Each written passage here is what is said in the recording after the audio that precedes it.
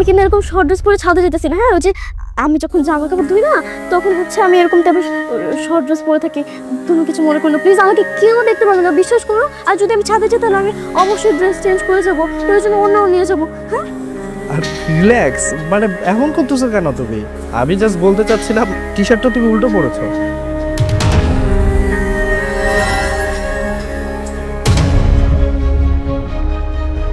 কি রে, তুই এই ড্রেস পরে কোথায় গেছিলি? ওই যে কাপড় চোপড় ধুইছিলাম তো, ওগুলো আর কি শুকা দিতে গেছিলাম ছাদে। ছাদে গেছিস? ওই ছাদে গেছিস কি লেগে? পাশের বাসার রহিমের লাগে পোস্ট রেজিস্টার করার জন্য তুই ছোট রেস করে গেছো, ও তোরে দেখবো আর রোবজা করবিতে, তাই না? তুমি এগুলো কি বলতেছো? আমি কেন এসব করতে যাবো? আমি কেন কাউকে দেখাতে যাবো? আমি তো কাপড় চোপড় খালি শুকা দিতে গেছিলাম। আমার তুই ভুল বুঝছিস। চপ রুমের সব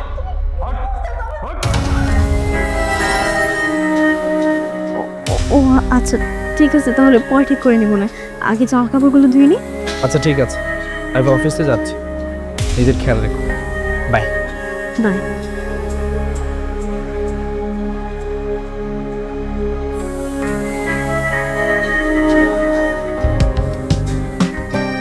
বেলি, নাস্তা হলো?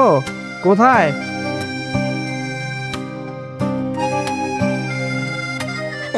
এই যে আমি চলে আসছি। ওই যে হয়েছিল কি জানো, যে সিলিন্ডার আছে না, সিলিন্ডার শেষ হয়ে গেছিল, এই জন্য কি রান্না বান্না করতে পারিনি। তুমি খালি আমাকে 5টা মিনিট টাইম দাও, আমি যাবো আর গিয়ে রান্না করে নিয়ে আসবো। হ্যাঁ, আরে শান্ত হও, কি হয়েছে? এমন করতেছো কেন?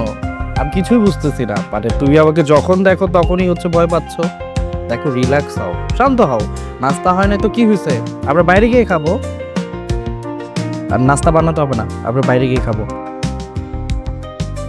তাহলে তুমি কি বলতে চাইতেছো যে আমি রান্না করবো না? না, করবা না, আজকে বাইরে গিয়ে খাবো, সমস্যা নাই। আজকে তো অফ ডে, প্রবলেম কোথায়? ঠিক আছে, তুমি রেডি হও, আমি রেডি আসছি। আয়।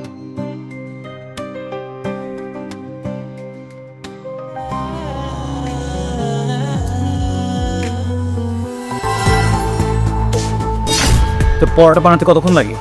ওই যে সিলিন্ডার শেষ হয়ে গেছিলো তো, এর জন্য আর কি বড়টা বানাতে পারি না। তুমি কিন্তু আমাকে 5টা মিনিট টাইম দাও, আমি বানাই তোমার জন্য নিয়ে আসতেছি। ও আচ্ছা, আমি যখনই খাইতে বসি তখনই তোমার সকল কাজ পড়ে। কেন এইসব কাজকে আগে করা যায় না? দেখো, এখানে তো আর আমার কোনো দোষ নাই, তাই না? সিলিন্ডার শেষ হয়ে গেছে। যদি আমার দোষ হতো তাহলে একটা কথা ছিল যে তুমি না হয় আমাকে বকাঝকা করতা। আমার তো আর কোনো দোষ নাই। তুমি খালি 2টা মিনিট অপেক্ষা করো, 2টা মিনিট অপেক্ষা করলে কি হয়ে যাবে? তোর কোনো দোষ নাই, তাই না? দেখাচ্ছি। আর চলো, তুমি কি করতেছো?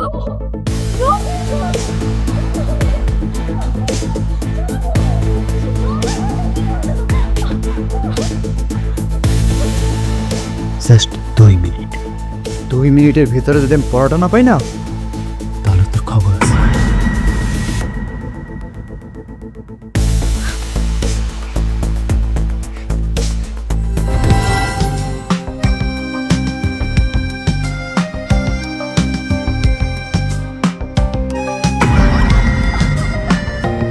আমি তো কোনো ভুল করি না, তুমি আমার প্লিজ মাফ করে দাও।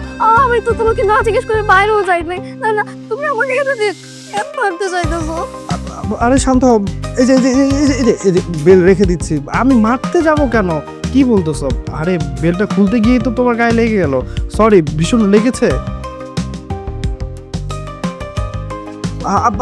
কান্না করো না, আমি ওষুধ নিয়ে আসতেছি।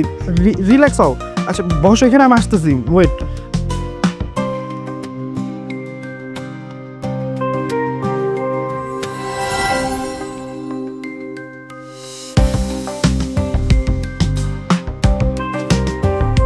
বেলি, এই বেলি, বেলি, কি রে তুই এখানে কি করতেছিস? রাত কয়টা বাজে? এখন অবধি আমার রাতের খাবার কেন পাই নাই? আচ্ছা, তুই এত রাতে ছাদে কি করতেছিস? তো বয়ফ্রেন্ডের সাথে দেখা করতে আসিস, তাই না? কোথায়? কোন বিল্ডিং এ? হ্যাঁ, বয়ফ্রেন্ড কোথা থেকে আসবে? তুমি এগুলো কি বলতেছো? আমার কেন কোনো বয়ফ্রেন্ড থাকবে? আমি তো বিবাহিত, তাই না? আর সবসময় এরকম আজে বাজে কথা বলো না তো। আমার ভালো লাগতেছিল না, এর জন্য আমি এখানে এসে একা একা বসে আছি। এর মানে কি আমার কোনো বয়ফ্রেন্ড আছে? তুই আমার মুখে মুখে কথা বলতেছিস। আজকে তোকে আমি মেরে ফেলবো।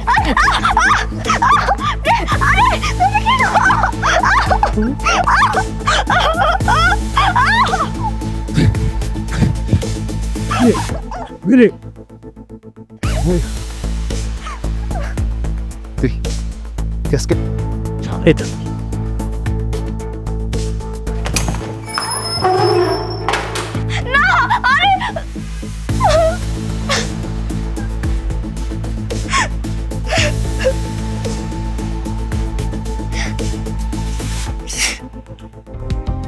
দেখো, তোমাকে মারার কোনো উদ্দেশ্য ছিল না আমার। কিভাবে লেগে গেল আমি বুঝতে পারিনি, সরি। It's okay. তোমাকে একটা কথা জিজ্ঞাসা করি, মানে তোমার আমার বিয়ে হওয়ার পর থেকেই তোমাকে দেখতেছি, তুমি আমাকে দেখলেই ভয় পাও। মানে কেমন হয়েছে? মানে আমাকে দেখলে ভয় পাও কেন? আমি তোমার হাজব্যান্ড, মানে কোনো কিছু হলে আমাকে শেয়ার করো। কিছু হয়েছে? না মানে তেমন কিছু না। না, কোনো কিছু তো হয়েছে। মানে আমি তোমার হাজব্যান্ড, আমাকে যদি শেয়ার না করো তাহলে কাকে করবা? কোনো কিছু হলে বলো, আমাকে ভরসা করতে পারো। কি হয়েছে বলো। তুমি তো জানো যে তোমাকে বিয়ে করার আগে আমার একটা বিয়ে হয়েছিল, বাট সে আমার সাথে সবসময় খুব খারাপ ব্যবহার করতো, আমাকে প্রতিদিন মারতো, আমাকে অনেক কষ্ট দিত। সে আমার কাছে খাবার চাইলে যদি একটু লেট হয়ে যেত সে আমাকে অনেক মারতো। এসব আমি আর শেষ পর্যন্ত সহ্য করতে না পেরে তাকে ডিভোর্স দিয়ে দিই। তাও আমি যথেষ্ট পরিমাণ চেষ্টা করেছিলাম যেন আমি আমার সংসারটা টিকিয়ে রাখতে পারি, কিন্তু আমি আর এসব মারধর সহ্য করতে না পেরে তাকে ডিভোর্স দিয়ে দিই। আর তার সাথে ডিভোর্স হওয়ার পর ফ্যামিলির সবাই আমাকে দ্বিতীয় বিয়ে করার জন্য চাপ দিতে থাকে, যদিও আমার দ্বিতীয় বিয়ে করার কোনো পরিমাণ ইচ্ছা ছিল না। তবে আমি তো একটা মেয়ে, ফ্যামিলির সবার কাছে আমি একটা বোঝা হয়ে দাঁড়িয়েছিলাম। শেষ পর্যন্ত বাধ্য হয়ে আমার বিয়েটা করে এলাম। তবে জানো, আমার কেন যেন আর কোনো ছেলেকেই বিশ্বাস হচ্ছিল না। আমার মনে হচ্ছিল যে হয়তো বা সব ছেলেরাই একই মতো, সময় মতো কোনো কিছু না হলে তারা তাদের বউকে ইচ্ছে মতো মারবে, বকাঝকা করবে। শেষে তোমার সাথে যখন আমার বিয়েটা ঠিক হয় তখন আমার ফ্যামিলির সবাই মিলে শুধু একটা কথাই বলতো, তুমি নাকি খুব ভালো মনের মানুষ।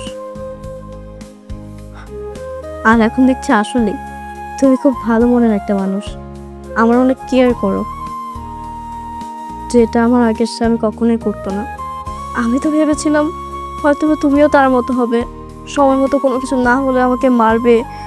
আর আজকে যখন এই বেল্টের বাড়িটা রাখলো আমার তখনও কেন যেন মনে হলো যে হয়তো বা তুমি তার মতো, তুমিও আমাকে অনেক মারধর করবে। কিন্তু এটা আমার একটা ভুল ধারণা ছিল। পৃথিবীর সব ছেলেরা তো আর একরকম হয় না, তুমি খুব ডিফারেন্ট, খুব ভালো মনের একটা মানুষ। দেখো বেলি, আমি তোমার হাজব্যান্ড, আমি তোমাকে মারতে কেন যাব? মারা তো দূরের কথা, আমি তো তোমার সাথে উচ্চ স্বরে কথাই বলি না। দেখো, আমি তোমাকে বিয়ে করেছি, আমি তোমার সম্পর্কে সব কিছুই জানি। আমি জানি তোর পাস্ট কি ছিল, আমি সেটা দেখবো না।